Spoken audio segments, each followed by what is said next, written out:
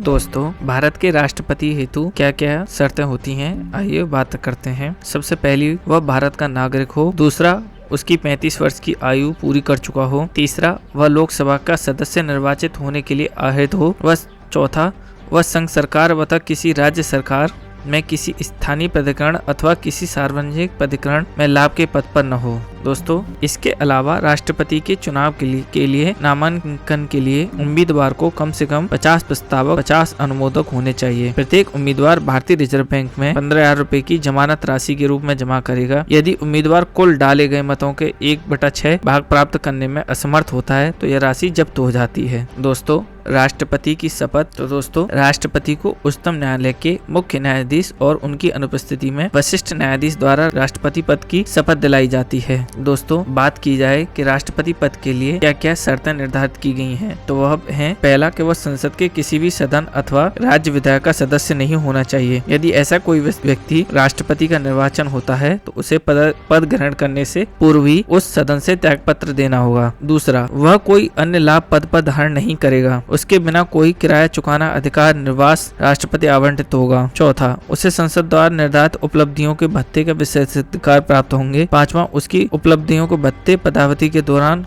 कम नहीं किए जाएंगे। ये सबसे मुख्य बात है दोस्तों। राष्ट्रपति को अनेक विशेष अधिकार भी प्राप्त होते हैं। उसे अपने अधिकारों के कार्यों में किसी भी विधेयक जिम्मेदारियों से उन्मुक्त होता है। उसे अपने कार्यकाल के दौरान किसी भी आपराधिक कार्रवाई से उन्मुक्त है, यहाँ तक कि व्यक्तित्व कृत्य से भी। वह गिरफ्तार नहीं किया जा सकता, न ही उसे जेल भेजा जा सकता। हालांकि 2 महीने के नोटिस देने के बाद उसके कार्यकाल में उससे अधिक निज कृत्यों के अभियोग चलाया जा सकता है। दोस्तों, राष्ट्रपति की पदावधि उसके धारण करने की तिथि से 5 वर्ष तक होती है। हालांकि वह पदावधि के किसी भी समय अपना त्यागपत्र उपराष्ट्रपति को दे सकता है। इसके अतिरिक्त उसका कार्यकाल पूरा होने से पहले उसे महाभियोग चलाकर उसे उसके पद से हटाया भी जा सकता है। दोस्तों, भारत में कोई भी व्यक्ति कितनी भी बार राष्ट्रपति बन सकता है। हालांकि अमेरिका जैसे देशों में व्यक्ति को केवल 2 ही बार अमेरिका का राष्ट्रपति बनाया जाता है, उससे अधिक नहीं बनाया जा सकता। राष्ट्रपति पर संविधान का उल्लंघन करने पर दोस्तों महाभियोग चलाकर उसे पद से हटाया जा सकता है। हालांकि संविधान में संविधान का उल्लंघन वाक्य को परिभाषित नहीं किया गया है। महाभियोग को संसद के किसी भी सदन में प्रारंभ किया जा सकता है। इन आरोपों पर सदन के 1/4 सदस्यों के हस्ताक्षर होने चाहिए और राष्ट्रपति को 14 दिन का नोटिस